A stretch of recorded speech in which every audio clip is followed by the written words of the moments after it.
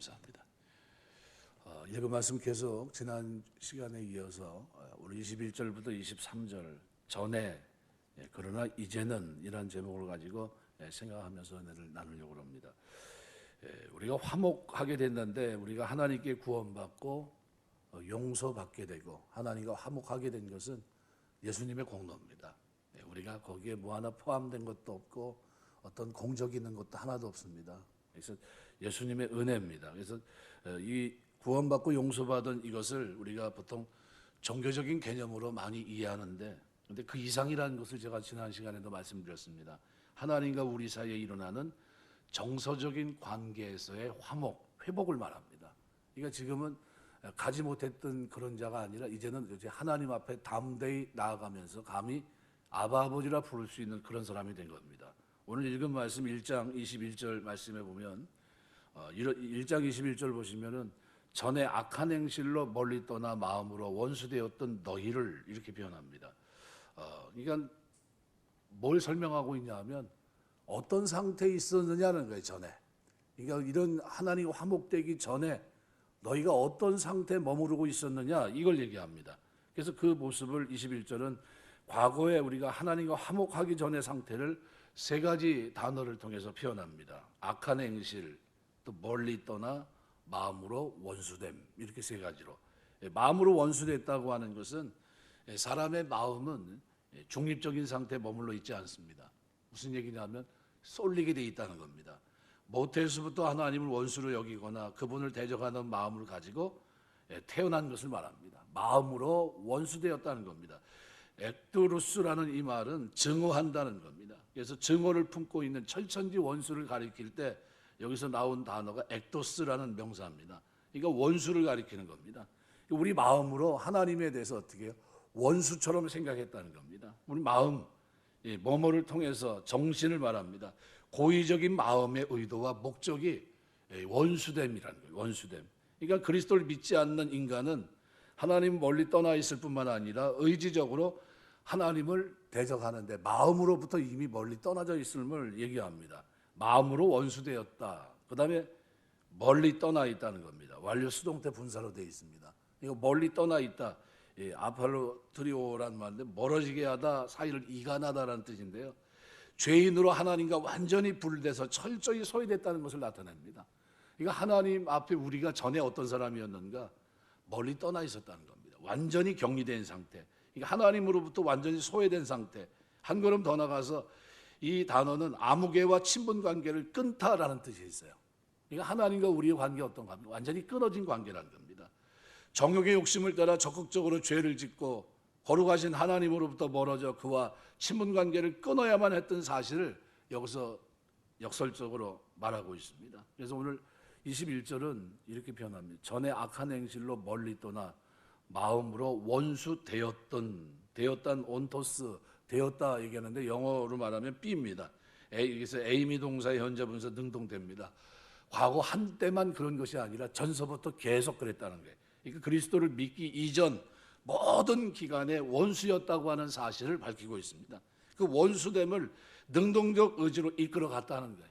그러니까 우리가 전에 어떤 상태였는가 하나님과 철저히 원수였다는 겁니다. 예외 없이. 그래서 이 모습을 오늘 좀 더 구체적으로 설명한 단어가 오늘 본문에는 21절에 악한 행실로라는 단어예요. 여러분 로마서 1장 28절에 보시면요. 또한 그들이 마음에 하나님 되기를 싫어하며 하나님께서 그들을 그 상실한 마음대로 내버려 두사 합당치 못한 일을 하게 하셨으니 그러니까 인생들이 마음에 하나님 두기를 싫어하니까 하나님이 그래 그러면 너희 원한 대로 한번 해봐라. 그리고 잠시 내버려 뒀습니다. 그랬더니 결과가 29절부터 31절에 결과가 나옵니다. 모든 불의, 추악, 탐욕, 악의가 가득한 자여 시기살인, 분쟁, 사기, 악독이 가득한 자여 수근수근하는 자여 비방하는 자여 하나님께 미워하는 자여 능욕하는 자여 교만한 자여 자랑하는 자여 악을 도모하는 자여 부모를 거역하는 자여 우매한 자여 배역하는 자여 무정한 자여 무자비한 자라. 이 악한 행위를 말합니다. 악한 행실. 로마서 1장 26절 27절에 보면 또 그 앞에 이 때문에 하나님께서 그들을 부끄러운 욕심에 내어드렸으니 곧 그들이 여자들도 순리대로 쓸 것을 받고 영리로 쓰고 그와 같이 남자들 순리대로 여자 쓰기를 버리고 서로 향하여 음욕이 불밀듯 하며 남자가 남자 더불어 부끄러운 일을 행하고 그들의 그릇 때문에 상당한 보응을 그들 자신이 받았느니라. 그러니까 이미 로마 시대에도 어때요? 예, 동성애가 있었고 소돔 고모라 때서부터 이미 동성애가 있었습니다.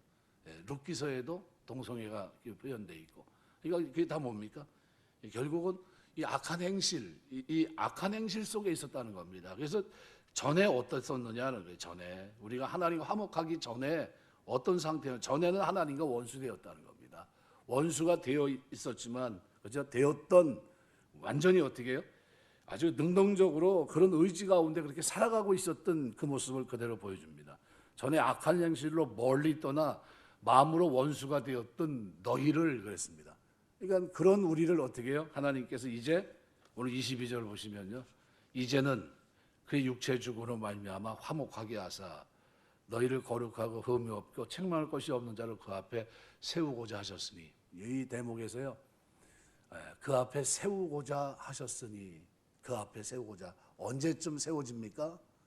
이 땅에서부터 세워지게 되겠지만 궁극적으로는 로마서 8장 29절 30절 말씀대로 언제쯤 세워져요? 하나님 우리를 아시고 부르시고, 그죠? 그 장면입니다. 하나님이 미리 아신 자들을 아들의 형상을 본받기 위해 미리 정하셨으니 이는 그로 많은 형제 중에 맏아들이 되게 하려 하심이라. 정하신 그들을 또한 부르시고 부르신 그들을 의롭다 하시고 의롭다 하신 그들을 또한 영원롭게 하셨느니라. 미래에 이루어질 일인데 이게 어떻게 해요? 완료형으로 되어 있습니다. 이미 하나님이 어떻게 그거를 하시겠다는 거예요. 의지를 가지고. 참 신앙생활이 감사한 이유는요, 전에도 이런 상태였는데 이제는 하나님이 어떻게 해요? 우리를 향해서 뜻을 갖고 계세요. 어떤 뜻이냐면 하나님 앞에 세워야 되겠다는 뜻이에요. 이게 너무 감사한 겁니다. 참 인간은 약하거든요. 참 무너지기 쉽고 어떻게 보면 죄 속에 사는 거, 바둥바둥거리며 사는 것 같지만 여전히 안타까운 모습이 많이 있고, 그런데 우리를 하나님 앞에 바르게 세우려고 하시는 분이 누굽니까? 예수님이세요. 예수님이 오늘 우리를 그렇게 하신다는 겁니다. 그래서 여기 세우신다, 세웠다고 하는, 세우고자 하셨다라는 이 동사가 3인칭 단수로 되어 있습니다.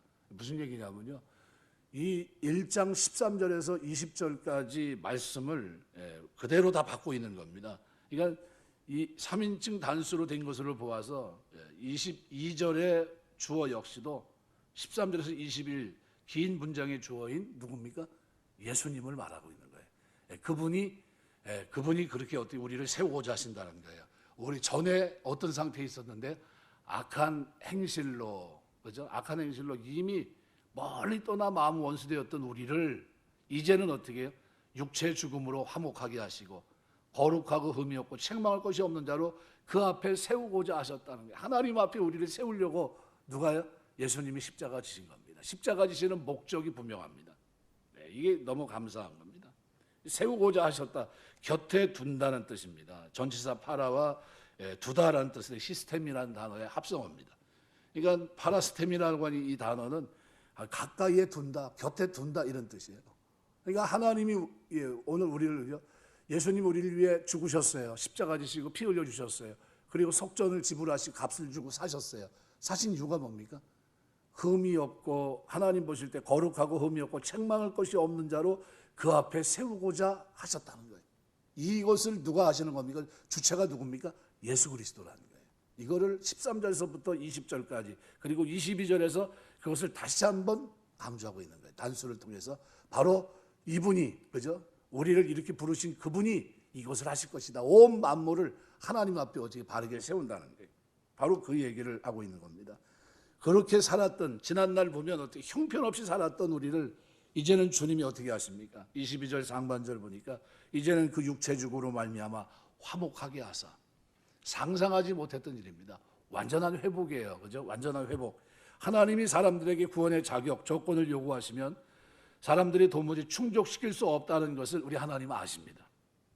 그래서 아들 하나님을 십자가에 죽게 하시고 그를 믿는 자마다 구원을 얻게 하신 겁니다.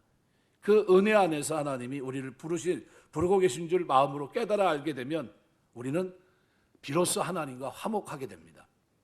나와 하나님이 화목하면 나 자신뿐만 아니라 나와 다른 사람이 화목하기 시작합니다. 그렇게 되면 우리 삶이 어디를 향해 치닫게 되느냐? 지난날 죄악의 행실로 치닫게 되는 것이 아니라 이제는 어떻게 성화의 삶으로 치닫게 됩니다. 그래서 22절 하반절은 너희로 거룩하고 흠이 없고 책망할 것이 없는 자로 그 앞에 세우고자 하셨다는 거예요. 그러니까 하나님이 우리를 어떻게 해요? 거룩하고 흠이 없고 책망할 것이 없는 자로 그 하나님, 성부 하나님 앞에 세우고자 결심하셨다는 겁니다. 죄를 정당하면서 살던 우리를 이제는 하나님과 화목하고 거룩하고 흠 없고 책망할 것이 없는 자로, 그런 자로 하나님 앞에 데려가시겠다는 거예요. 이걸 우리는 뭐라고 표현하면 구원이라고 말합니다. 구원은 아무 자격 없는 우리에게 값없이 은혜로 주어지지만, 이 값없이 주어진 구원은 우리 안에 역사하면서 우리를 온전한 모습으로 빚어냅니다. 대충 살질 않아요. 이제는 제대로 삽니다. 어떻게 해요? 거룩하게 살아요. 하나님과 화목된 자로 살고 그 하나님 앞에 어떻게 해요? 흠없는 자로 살려고 몸부림칩니다. 사실 하나님께서 하신 결심이 우리에게는 얼마나 큰 힘이 되는지 몰라요. 세월이 지나가면 지나갈수록 하나님의 이 의지가 얼마나 감사한지 몰라요. 저는 그래서 시편 37편을 볼 때마다 늘 감사해요. 넘어졌지만 엎드러지지 않는 것은 여호와께서 손으로 붙드심이로다. 이 말씀이 너무 좋아요. 다른 말씀은 다 잊어먹어도 그 말씀이 늘 이렇게, 아유, 하나님 은혜로 우리를 어떻게, 내가 붙잡은 겁니까? 하나님 붙잡은 겁니까? 하나님 붙잡은 거예요. 내가 붙잡은 건 어떻게 해요? 놓칠 수 있지만 하나님 붙잡은 건 어때요? 놓치지 않습니다. 그 능력의 손으로, 권능의 발로, 그 무한한 지혜로, 그 말로 표현할 수 없는 그 섭리 속에서 우리를 부르시고 의롭다 하시고 거룩하게 하시고 우리가 하나님 백성으로 살게 하십니다. 너무 감사한 겁니다. 이 값없이 주어진 구원은 우리 안에서 역사하면서 우리를 하나님 앞에 하나님이 빚고자 하는 그 모습으로, 그리스도의 형상을 만들어가는 모습으로, 신의 성품에 참여한 거룩한 모습으로 점점 변화되는 거예요. 그래서 세월이 흐르면 흐를수록 더 어떤 모습이 돼야 됩니까? 더 거룩하고 온전하고 흠이 없는 모습이 돼야 돼요. 세월이 지나가면서 예수 믿은 지 오래됐는데 더 잘 싸우고 또 주변 관계가 안 좋고 더 욕을 먹고 그러면 어떻게 해요? 신앙생활 잘못하고 있는 겁니다. 어떻게 해야 돼요? 세월이 흐르면 흐를수록 하나님 앞에서 하나님과 화목된 그 관계가, 그 나머지 삶을 어떻게 해요? 손해보는 삶을 살게 합니다. 내가 하나님 앞에 하나님 백성이 됐는데, 내가 하나님의 자녀가 됐고 그리스도의 공로로 하나님의 자녀가 됐는데 이 큰 영광을, 그래서 그걸 어떻게 해요? 부르시고 의롭다 하시고 영화롭게 하셨느니라. 이게 너무 감사한 거예요. 그게 하실 거라 의지를 나타낸 겁니다. 하나님의 의지. 하나님이 그렇게 하십니다. 오늘 본문에서는 그걸 뭐로 표현했다고요? 세우고자 하셨다는 거예요. 세우고자 하셨다. 하나님 우리를 세우고자 하십니다. 누구나 다 할 거 없이 그 사람이 처음 예수 믿고 변화되고 교회 처음 들어왔는데, 처음에는 어떻게, 어떤 사람들 보면 술, 담배 다 하는 사람이 있었어요. 그런데 어떻게 들어와서는 술, 담배 다 끊고, 나중에 누가 끊으려 끊은 것도 아니에요. 자기 스스로 판단해서 끊습니다. 이게 하나님의 영광을 가리는 것 같다. 그러면서 끊어요. 그러니까 감사하더라고요. 그게 달라지는 겁니다. 서서히 달라져요. 한꺼번에 확 바뀌는 사람이 있습니까? 그렇게 확 뒤바뀌어 가는 게 쉽지 않아요. 믿는 구원의 역사는 한 번이지만, 그러나 그 다음에 어떻게 그 믿음을 계속해서 내 삶에서 어떻게 살아내는 삶은 우리가 취해야 됐습니다. 취해야 돼. 계속 그 믿음을 증거해야 돼요. 계속해서 내가 그 믿음을 가지고 있다는 것을. 그래서 사실 하나님께서 하신 결심이 우리에게는 너무나 큰 은혜입니다. 세월이 흐르면 흘러갈수록 마음속 깊이 이것은 우리에게 큰 힘이 됩니다. 아들 하나님을 십자가의 대신, 우리 대신 내어주신 하나님이, 그죠? 나를 대신할 만큼 하나님께서 반드시 우리를 어떻게 해요? 내주신 것 그 이상으로 거룩한 자로 만드실 겁니다. 그래서 22절 하반절은 나오는 이 거룩하다라는 말, 1차적으로 뭡니까? 이 거룩하다는 뜻은 1차적으로 하나님을 위해 떼어 놓았다는 거예요. 하나님을 위해서 따로 구별했다는 뜻입니다. 하나님을 멀리하고 떨어져 살고 싶었던 오늘 우리, 그죠? 정서적으로, 감정적으로, 그죠? 증오하며 살았던 우리가 처음서부터 하나님 앞에 가서 사랑한다는 고백이 나와요? 안 나옵니다. 간지러워요. 어떻게 그 말이 나옵니까? 잘 안 나와요. 근데 뭐가 깨달아지면서요? 십자가의 은혜가 깨달아지면서, 그러면서 어떻게 해요? 터져 나오는 겁니다. 감사하다고. 주님 감사합니다. 주님 감사합니다. 그리고 위대한 고백을 하는 게, 나를 위해 십자가 주신 주님 제가 사랑합니다 라는 고백을 그때서야 드리는 겁니다. 이 고백은 위대한 고백이에요. 그래서 1차적으로 그 일을 하십니다. 하나님을 위해 따로 떼어놓았어요. 하나님을 위해 따로 구분했습니다. 하나님 멀리하고 떨어져 살고 싶어 했던 사람들 가운데 하나님이 자신을 위해 구원할 성도들로 따로 떼어놓았어요. 무엇을 위해서입니까? 주님이 사귀고 교통하기 위해서 따로 떼어 구별하셨어요. 이게 거룩입니다. 이 거룩이에요. 그래서 거룩 하기오스라는 말은 봉헌된, 하나님께 성별된 이란 뜻입니다. 하나님께 바쳐지는 거룩한 산 제물을 뜻합니다. 로마서 12장 1절 2절. 하나님께 바쳐진 거룩한 산 제물이에요. 그러니까 우리가 이제 앞으로 살아가는 동안 거룩한 산 제사를 드리는 삶을 살아야 될 것을 분명히 말씀하고 있는 겁니다. 우리가 살아가면서 하나님 기대에 부응하는 몸과 마음을 하나님 앞에 드릴 수 있는 여러분 되시길 주의 이름으로 축원합니다. 이 거룩한 삶. 두 번째 뭡니까? 흠 없고. 아모모스라는 말은 부정접도 아라는 단어와 흠이 없는 이란 뜻의 모모스의 단어 합성어입니다. 그래서 1점의 티도 없이 깨끗한 상태를 말할 때 흠 없고라는 단어 씁니다. 마치 금방 세탁한 흰옷과 같이 조금 더 더러운 곳이 없는 상태를 가리킵니다. 요한계시록 7장 14절 말씀대로 내가 말하기를 내 주여 당신이 아시나이다 하니 그가 나에게 이르되 이는 흘러 하늘에서 나오는 자들인데 어린 양의 피에 그 옷이 씻어 시게 하였느니라. 흠 없는 거예요.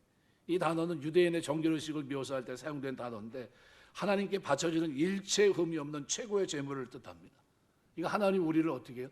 흠 없는 제물로, 뭐래요? 어린 양의 피로 흠 없는 제물이 되게 하시고 그 다음에 어떻게 해요? 책망할 것이 없는 자, 이것으로 세운다는 게 이 아냉클레토스라는 이 단어는요, 부정접도 아에다 책임지우다 결점을 찾아내다 뜻의 앙켈레오라는 단어의 합성어입니다. 이 무슨 뜻이냐면 어떤 일에 대해서 결점이나 비난, 문책 같은 것을 받을 것이 없는 상태로 비난받을 만한 죄가 없는 상태를 가리킬 때 바로 이 단어를 씁니다. 책망할 것이 없는 자. 이거 흠없는 이 단어보다도요, 그 의미가 몇 배나 강한 단어입니다. 단순히 흠이 없다는 데서 그치지 않고 책망할 것이 없는 온전한 제물을 뜻합니다. 이거 우리 그리스도인들이 구원받고 난 후, 그죠? 그 다음에 어떻게 전에와 지금은 차이가 어때요? 하늘과 땅 차이입니다. 그죠? 전에는 어때요? 죄 가운데 그냥 자유롭게, 그죠? 끌려가면서 그 속에서 하나님 증오하며 살았다면 이제는 어떻게 해요? 진짜 하나님 사랑하기 때문에 달라진 삶, 거룩하고 흠없고 책망할 것이 없는 자의 삶을 살아갑니다. 그러니까 단순히 흠이 없다고 해서 그치지 않고 책망할 것이 없는 온전한 제물로 하나님 앞에 드려진다는 거예요. 그래서 바울은 이 단어를 어디다 썼냐면요, 디모데후서 3장 10절 보면 장로와 집사가 이러한 상태에 이르러야 된다 말합니다. 이에 이 사람들은 먼저 시험해보고 그 후에 책망할 것이 없으면 집사의 직분을 맡게 할 것이요. 어떤 분이 그럽니다.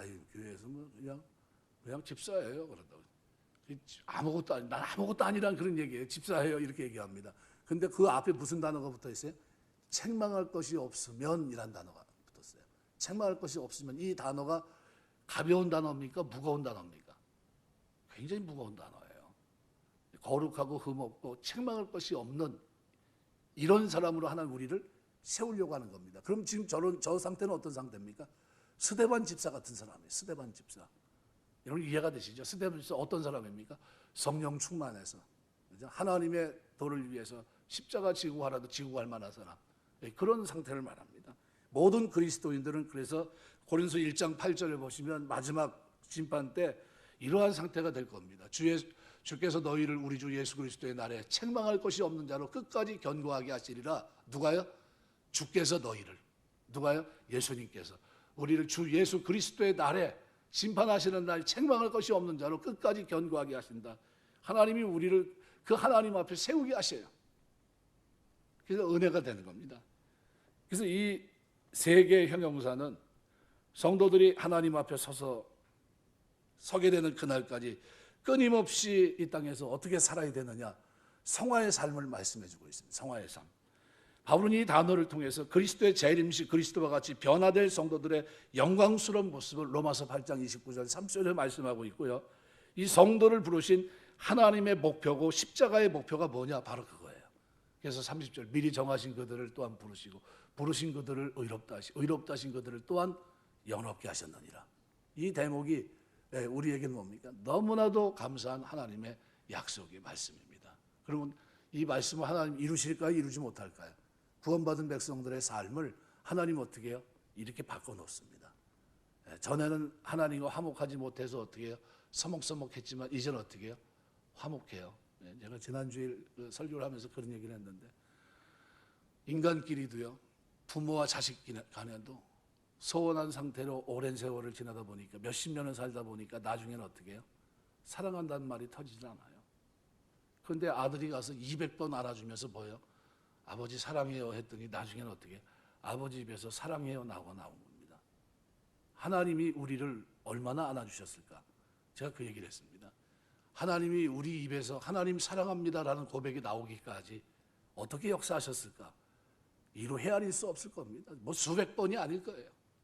우리 그 파란반장한 생애 속에서 내가 예수 믿고 구원받고 비로소 하나님의 은혜를 깊이 깨닫게 되고, 그리고 눈물을 흘리면서 감사하면서 하나님 주님 사랑합니다 고백한 이 고백이 나오기까지 얼마나 걸렸을까요? 아마 오랜 세월이 걸렸을 겁니다. 누가 그걸 계속 우리의 마음의 문을 두드립니까? 요한계시록 3장 20절 볼지어다 내가 문 밖에서 문을 두드리니 누구든지 내 음성을 듣고 문을 열면 내가 그에게도 그로 더불어 먹고 그는 나와 더불어 먹으리라. 계속 문을 두드린 게 누굽니까? 우리가 두들겼습니까? 주님이 두들겼어요. 내가 너 사랑한다. 내가 너 사랑한다. 내가 너 사랑한다. 근데 마음의 문은 언제 열렸습니까? 뒤늦게 열렸어요, 우리가. 그래가지고 나중에 어떻게 사랑합니다 하고 봤더니 어떻게 해요? 이미 주님이 나를 먼저 사랑하셨어요. 그래서 이 그리스도의 재림 때, 그죠? 예수님의 성도를 부르신 하나님의 목표, 십자가의 목표는 뭡니까? 오늘 우리가 점도 없고 흠도 없고, 그죠? 흠잡을 것이 없는, 책망할 것이 없는 자로 하나님 앞에 세우는 겁니다. 그래서 세우고자 하셨다. 그래서 1차적으로는 마지막 심판 대 성도 부끄러움과 두려움 없이 하나님 앞에 서게 될 것을 미래적인 의미를 갖고 얘기했지만, 2차적으로는 뭡니까? 그리스도인들의 내일의 삶이 하나님 받으실 만한 영적 예배 산제사로 드려져야 한다는 현재적인 의미가 있는 겁니다. 그래서 로마서 12장 1절 말씀대로 매 순간 우리 성도들은 그리스도 가까이 자신의 삶을 두는 거룩한 하나님 앞에서의 삶, 면전 앞에서 코란데오의 삶, 그죠? 하나님 면전 앞에 살아가는 그 삶을 살아가야 됩니다. 마지막으로 오늘 본문은 23절에서 하나님 앞에 서기 위해서 가져야 될 기본 자세가 뭐냐는 거예요.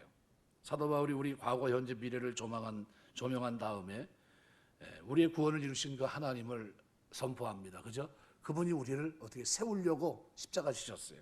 이 골로새 성도들과 오늘 우리에게 권면하는 내용이 뭐냐면, 신앙생활할 때 거짓 선생들이 일어나 우리를 미혹하고 진리의 길에서 떠나게 하고 사람들과 환경이 우리를 넘어뜨리고 낙심시키고 어렵게 만들고, 그럴 때 우리 믿음의 담력이 약해질 때 어떻게 하라고 말합니까? 오늘 23절은 너희가 믿음에 거하고 터위에 굳게 서서 너희 들은 바 복음의 소망이 흔들리지 아니하면 그러하리라. 만일이란 이 단어는 너희가 이렇게 하기만 하면 그렇게 된다라는 의미를 포함합니다. 믿음에 거하고라는 말은요, 믿음 가운데 한 번만 서는 행위가 아닙니다. 반복적이고 습관적인 행위를 말합니다. 그러니까 믿음을 계속 사용할 것을 말합니다. 하나님이 우리를 성도로 부르실 때 하나님이 선물로 주셨던 그 귀한 믿음을 한 번 쓰고 장롱 속에 넣어놓는 게 아니라, 그죠? 계속 믿음을 사용하면서 이 길을 달려가는 것을 말합니다. 그러니까 여기서 말하는 믿음이란 예수 안에서 완전한 대속의 공로가 있다는 것을 믿는 믿음입니다. 하나님의 백성이 될 때 믿은 그 예수의 공로를 죽는 순간까지 붙들고 가는 것을 여기서 말씀하고 있어요. 로마서 1장 17절에 보면 복음에는 하나님의 의가 나타나서 믿음으로 믿음에 이르게 한다고 그랬습니다. 하나님 우리로 하여금 믿음으로 그분과 바른 관계에 들어가게 하고 그 믿음을 계속 사용해서 더 온전한 믿음으로 이르게 하는 복을 주십니다. 성도는 이 땅에서 반복적으로 어떻게 해요? 믿음을 사용해서 그리스도의 완전한 대속의 은혜를 통해 나타난 하나님의 영원한 사랑을 믿으며 살아가는 거예요. 끊임없이. 그러니까 신앙생활은 항상 뭐예요? 현재형입니다. 계속해서 진행형입니다. 우리는 세상을 살면서 무너질 수가 있어요. 자주. 환경 문제 또는 인간관계 여러 가지 형편 때문에. 이때 어떻게 해야 됩니까? 눈을 들어서 믿음에 거하고 우리를 위해 아들을 아끼지 않으신 하나님의 영원하신 사랑을 붙들고 환경과 문제를 재해석하면서 그 속에서 어떻게 해요? 말씀 붙잡고 살아가는 겁니다. 그래서 여기 터 위에 굳게 서서라는 이 터는 신앙생활의 터, 기초가 뭐냐 하면 바로 예수 그리스도의 복음과 사도들이 전했던 진리를 말합니다. 그러니까 사도로부터 지금까지 2000년 동안 믿음의 사람들이 반복적으로 소중하게 여기고 사랑했던 진리가 있습니다. 그 진리를 우리는 사도적인 진리, 그 진리 체계 위에서 우리의 신앙이 세워집니다. 누가 종교개혁을 했던 칼빈, 루터라든가 츠빙글리 이런 사람들, 이들이 믿음의 선배들이 믿었던 것을 믿는 겁니다. 그 믿음, 곧 사도들이 세운 진리의 터 위에 우리의 믿음을 세웁니다. 이것이 복음이 주는 소망입니다. 그래서 사람들이나 환경이 우리를 넘어뜨리고 상하게 만들 때 우리 눈은 어디를 향합니까? 복음을 통해 우리에게 열어주셨던 주님의 약속, 소망을 견고히 붙들고 살아가는 겁니다. 소망은 아직 이루어지지 않은 겁니다. 약속으로 주어졌습니다. 우리는 이 소망을 주께서 주신 복음의 약속에 두고 낙심하거나 좌절하지 말아야 돼요. 우리가 믿음의 길을 끝까지 간다면 주께서 점도 없고 흠도 없고 책망할 것이 없는 거룩하고 영광스러운 옷을 틀림없이 주십니다. 그래서 하나님이 그리스도를 통해 우리에게 하신 이 선한 일이 온전히 이루어지는 그날까지 믿음의 담력을 잃지 않고 끝까지 믿음의 경주를 우리는 다해야 됩니다. 그래서 오늘 본문에 오늘 사도 바울은 뭐라고 표현하냐면 이렇게 얘기하면서 마지막에 이 복음은 천하 만민에게 전파된 바요, 나 바울은 이 복음의 일꾼이 되었다. 이 복음은 누구에게? 모든 창조물에게 어떻게 전파된 바라 그랬어요. 그리고 나 바울은 이 복음의 일꾼이 되었다. 무슨 얘기냐면 우리가 살아가면서 우리는 어떤 의식을 갖고 살아야 됩니까? 우리는 복음의 일꾼 되었다는 거예요. 하나님과 화목하게 되고 화목하게 하는 직책을 주셨어요. 하나님과 화목하게 하는 그것은 어떻게 해요? 아주 강한 단어라고 그랬습니다. 그죠? 그 단어는 아주 구체적으로 구원받은 거, 이제는 아무 문제 없이 하나님과 화목하게 됐다는 그걸 말하고 있고, 그 다음에 어떻게 해요? 중보자로서 화목하게 하는 중간 역할을 할 수 있는 그 삶이 오늘 우리에게 주어져 있다는 겁니다. 그래서 누가복음 4장 43절에 보면 예수님은 내가 다른 동네에서도 하나님 나라의 복음을 전하여 하리니 나는 이 일로 보내심을 받았다 그랬고요. 사도행전 20장 24절에서 바울은 나의 달려갈 길과 주 예수께 받은 사명, 곧 은혜의 복음을 증거하는 일을 마치려 하면은 나의 생명을 조금 더 귀한 것으로 여기지 않는다 그랬고요. 예배서 3장 7절에 보면 이 복음을 위하여 그의 능력이 역사하시는 대로 내게 주신 하나님의 은혜의 선물을 따라 내가 일꾼이 되었다 그랬습니다. 여러분, 우리가 신앙생활을 하면서 내가 복음의 일꾼 되었다는 사실을 잊지 마셔야 됩니다. 내가 선택한 겁니까? 하나님 선택한 겁니까? 하나님. 복음의 일꾼은 누가 하나님의 복음의 일꾼입니까? 오늘 본문에 보시면 기록한 그대로 과거와 현재가 다른 사람이에요. 미래를 바라보는 소망이 다른 사람입니다. 이 복음의 일꾼은 어떻게 살아갑니까? 오늘 본문에 보니까 성화의 삶을 살아갑니다.